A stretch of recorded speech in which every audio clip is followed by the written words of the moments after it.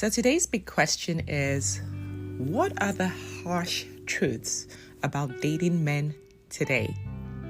Today I'll be sharing 3 major harsh truths about dating. My name is Joan Nwosu, and welcome to the Second Chances podcast, a love journey in black and white.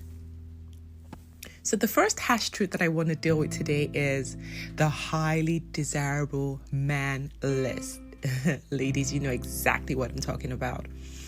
A lot of the times we have a very, very long list about what we desire in a man. So he has to be tall, dark, slim, handsome, rich, generous, young, fit, intelligent, romantic, well-traveled, and so on and so on and so on. But the question I have for you today is, are you your spec's spec? Look, it's no use trying to say, I can desire what I want. Well, that's fair if it's working for you. But the truth is, when we desire a certain type of man, in this case, that highly desirable man list, there are certain requirements that sort of man also wants in his potential partner.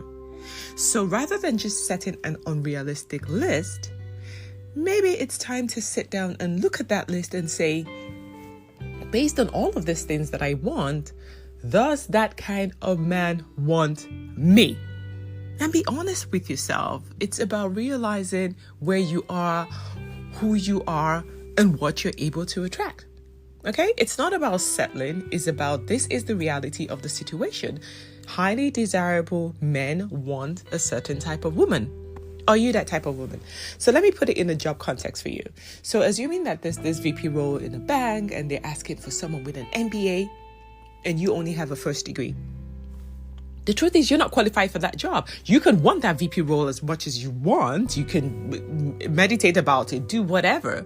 But the truth is, if you don't have the skills or go and acquire the skills that will qualify you for that job, the job's just not going to be yours. The job will not accept you just the way you are.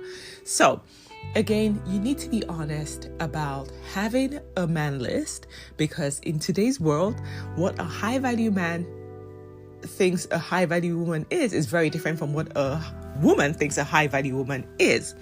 So that's number 1 harsh truth. A highly desirable man may not necessarily want you. They have their type that they're looking for, and if you don't fit, then you might just be wasting your time. So that's number 1. The second harsh truth that I want to deal with today is financial disparity. The truth is, at a certain stage in life, based on whatever life circumstances has happened to you, there's a huge chance that you might, as a woman, be earning more than him. Yikes. That was a difficult pill for me to swallow too. And I know that I struggled with that for a very, very, very, very, very long time. I'm just being honest here. But the truth is, if you look at the dating landscape today, you would find that most women, especially women in their 40s, who are strong, independent women who have been on their own, maybe they're single moms, an ambitious, strong personality, dominant, masculine energy, they are doing better. They are more successful than men financially, right? So the truth is, in the dating landscape today, there is a huge chance that you might match with a man that you earn more money than. It's not so much about the number, the figure, how much does he earn? It's about how he manages his money. What kind of man is he? Is he one that wants to take on the responsibility of a woman, of a family? If he has $100, is he willing to give you $1 or $90? How does he see himself as being part of your life? Does he want to assume the masculine leading role in your life? That's what's most important. And as a woman, you would find that if you earn more than a man and you don't throw it in his face and you try to belittle him about how he can make more money and you just relax, you will see that naturally he would want to step up. He'll be motivated, he'll be driven to look for ways to make more money so that he can provide for you. The joy of a man is to see his woman happy. That is the truth. So the harsh reality is you might be matching with men that you make more money than. You need to deal with that, sit with that, see why you feel uncomfortable about it, and see how maybe you can turn that into something more positive where you can make the man achieve his full potential and become that which he was destined to be. So that's harsh truth number 2. The third harsh truth that's going on today is that men are choosing being single over losing their peace. You would find a lot of men are happy to be pen pals with you. They don't want to meet you on dates. They don't want to show up because, again, they're constantly just assessing, do I want to deal with this right now? My life is peaceful. I have a lot on my plate as it is. Do I want to add a difficult drama, nagging woman to the equation? So you would find that a lot of men are choosing either to just be on their own or not putting in a lot of effort until they find a woman that they feel, okay, so maybe this one might give me the stability I'm looking for, might give me the peace that I'm looking for, might be someone I want to build a home with.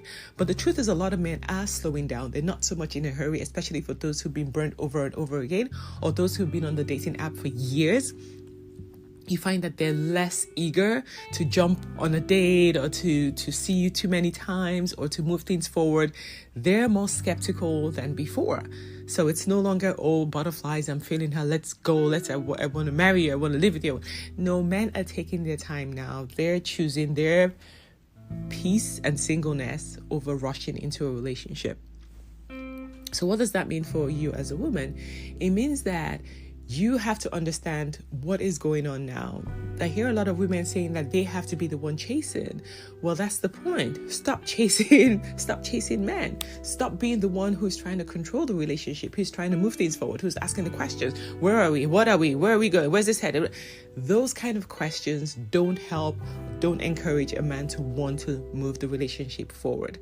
A man will choose a woman who earns minimum wage and gives him stability and peace over a VP who earns 7 figures and is constantly belittling him or nagging him or trying to control the relationship any day. I've sampled a lot of men. I've asked the same question. The answer is always the same. Your money, intelligence, smartness, great characteristics, great attributes will not encourage or keep a man. So it's about knowing what the truth is. The truth is that men are looking for stability and peace. So how can you embody that in your day-to-day interaction with a man, right? So that's the third harsh truth that you want to realize today.